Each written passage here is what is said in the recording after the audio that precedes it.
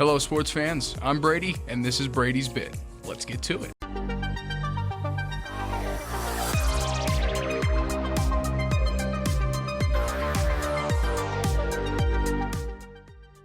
So, we're going to talk about our first and only topic in Brady's Bit. That's what we do now. The only topic we have for the day is the Kentucky Derby. What the hell happened at the Kentucky Derby? I'm sure many of you have heard that the Kentucky Derby had some drama that occurred or something that went wrong. Well, you'd be entirely correct. Something did go wrong, something did go weird and funky, and it's my job to inform you what the hell happened. So, as we all know, the Kentucky Derby is a horse race that takes place every single year in the state of Kentucky on this little, wonderful horse track that many rich people go to spend pocket change in their mind, but real money in our mind, where they drop hundreds of thousands of dollars on a horse and a jockey to go around and spin in circles, or race in circles. So, Kentucky's a very, very beautiful state, very, very scenic. There's a lot of wonderful trees and landscapes that encapsulate everything that is Kentucky. 19 horses raced this year at their chance at taking number one winning a purse of $3 million. The projected winner of the race beforehand was Omaha Beach, who had one of the best odds to win it all this year, and he ended up getting knocked out because of an illness, and he ended up not racing, which means it was a wide open race for any other horse that was out there to go and make their mark. The race took place on Saturday, May 4th. The clear winner of the race, named Maximum Security. Horses have really weird names, so get used to it. Maximum Security got disqualified after veering into another lane. Now, this would be very, very unusual, considering decisions like this usually take very, very short periods of time. But in this case, it took almost 30 minutes for them to decide whether or not rankings of the race would be changed or not.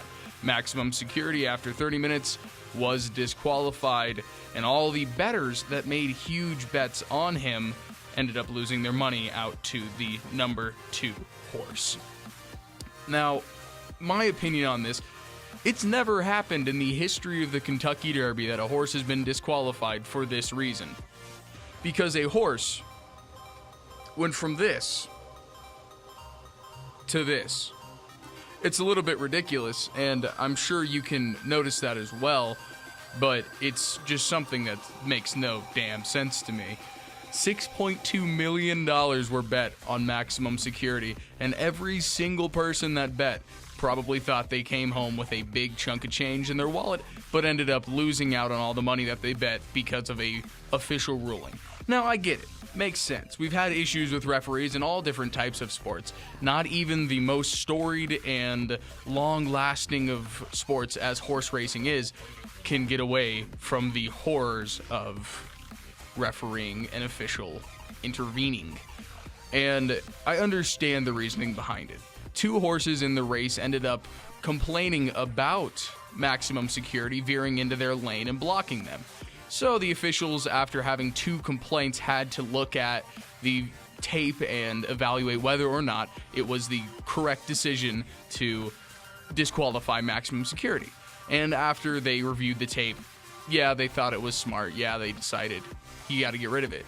But I still find it ridiculous. Absolutely ridiculous. You can't just put all those people, all the money on the line, and that's the reasoning for not doing this on every race.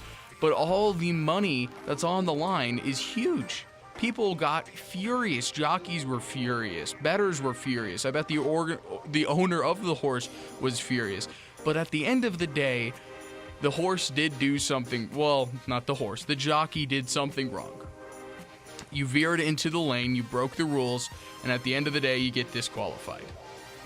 All of the outrage, all of the hate, all of the drama that came along with this horse, at the end of the day, it makes sense that he got disqualified regardless of the outrage.